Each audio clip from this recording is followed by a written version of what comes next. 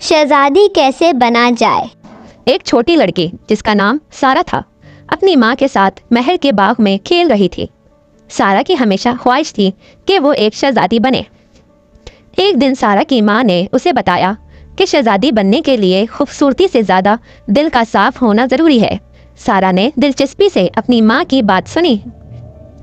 सारा को बताया गया कि शहजादी हमेशा दूसरों की मदद करती है और उनकी देखभाल करती है।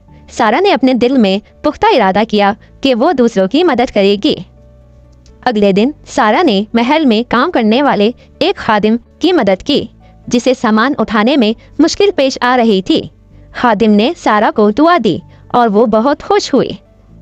सारा की माँ ने उसे सिखाया कि एक शहजादी हमेशा दूसरों के साथ नरमी और मोहब्बत से पेश आती है। सारा ने अपने छोटे भाई को खिलौने बांट कर ये सबक सीखा। उसके बाद सारा को